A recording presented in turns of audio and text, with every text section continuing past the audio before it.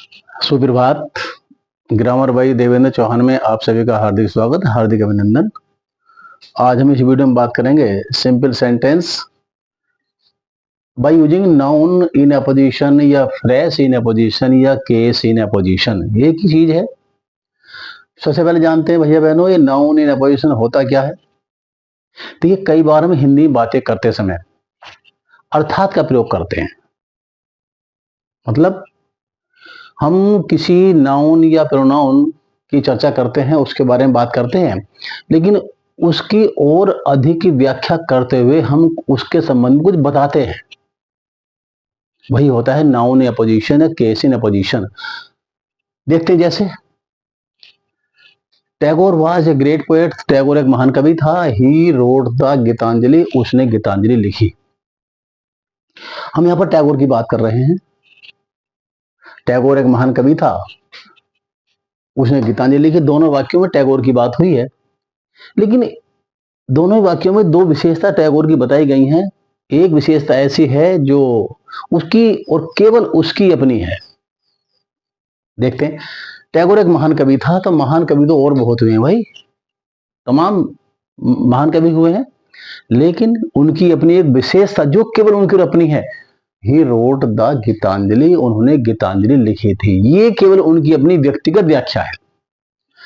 तो जो उसकी अपनी व्यक्तिगत विशेषता है, जो किसी और की है ही नहीं, उस व्यक्तिगत विशेषता को हिंदी में हम अर्थात के बाद लिखते हैं और अंग्रेजी में कोमा लगा करके उस संज्ञा के बाद लिख देते हैं जिसकी वो विशेषता बता रहा है।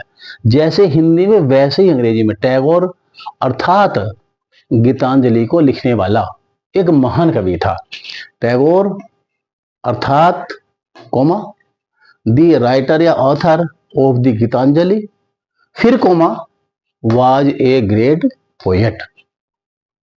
महान कवि होना उनकी विशेषता थी, लेकिन केवल उनकी विशेषता नहीं थी, क्योंकि महान कवि के और भी हुए हैं। तो जो उनकी अपनी निजी विशेषता थी, जो पार्टिकुलर विशेषता है, उसको हम लाएंगे यानी के बाद, अर्थात अंग्रेजी में कोमा के बाद। और यदि ये वाक्य के बीच में आ रही है तो इसके दोनों और कोमा लगेंगे, जैसे टैगोर यानी द राइटर या ऑथर ऑफ द गीतांजलि, और फिर comma was a great poet. दूसरा वाक्य देखते हैं। Delhi is the capital of Bharat. Delhi Bharatvarsh की राजधानी है। जी हाँ, इंडिया कहना छोड़िए, अपनी संस्कृति पर आइए। Delhi is the capital of Bharat. Delhi Bharatvarsh की राजधानी है। Delhi is an old city. Delhi एक पुराना नगर है।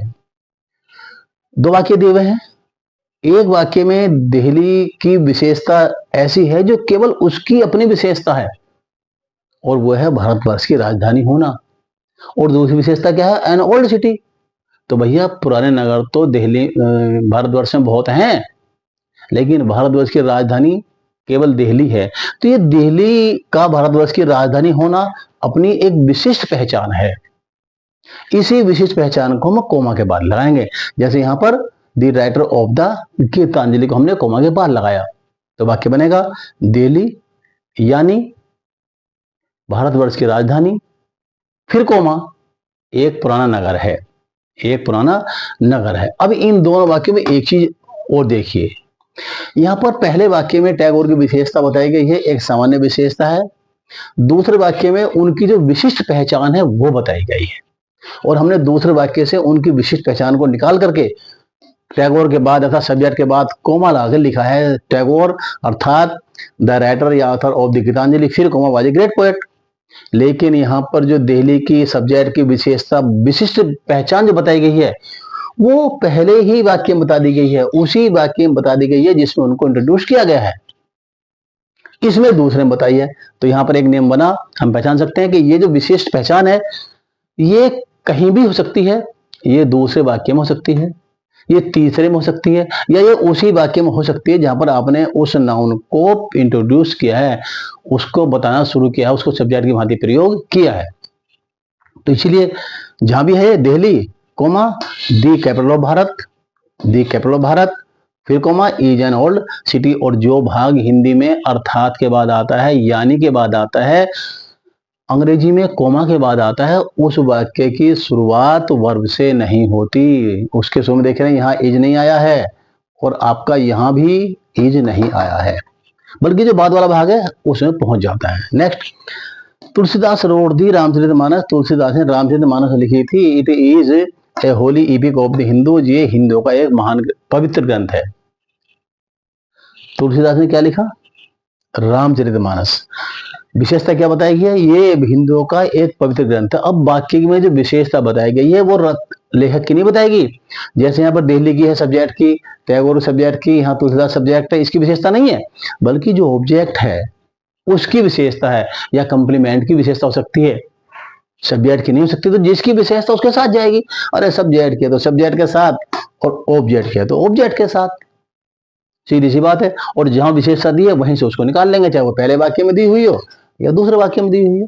अर्थात तुलसीदास रोड दी रामचरितमानस, और रामचरितमानस क्या, comma, A Holi epic of the Hindus, A Holi epic of the Hindus, ये इसकी विशेषता है, रामचरितमानस की विशेषता। तो रामचरितमानस के बाद ही आएगी। आई मेट शिवांश, मैं शिवांश से मिला। Shivansh is my grandson, Shivansh मेरा पोता है। मैं किससे मिला? अपने पोते शिवांश से मिला, अपने पोते शिवांश से मिला। आई मेट शिवांश, मैं शिवांश से मिला। Shivansh is my grandson, Shivansh मेरा पोता है। इसके दो तरीके हैं भाई।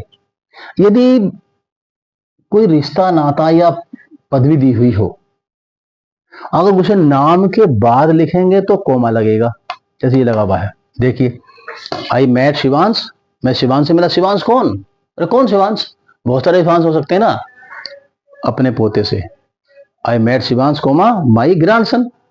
और यदि उस पद को, उस रिश्ते नाते को, संबंध को पहले लाएंगे और नाम बाद में आएगा तो कोमा लगाने की आवश्यकता नहीं है। I met my grandson Shivansh, मैं अपने पोते शिवांश से मिला। मैं शिवांश यानी अपने पोते से मिला, मैं अपने पोते शिवांश से मिला।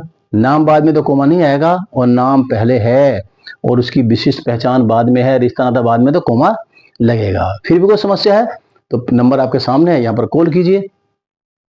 और भैया वास्तव में उपयोग की चीज है तो शेयर करें, कमेंट करें, लाइक करें और सब्सक्राइब भी कर लें। और इसके बाद आपको आने वाला है वीडियो, बहुत महत्वपूर्ण है, यूज ऑफ कोएटिव वर्ब्स। जी हाँ, बाकी हिंदी में आते हैं ट्रांसलेशन करने के लिए। जैसे मैंने अपना खाना पकवाया, पकाने की तो है, पकवाने की नहीं होती है ना। देखिए अगला topic, use of causative verbs. Best of luck, thank you very much.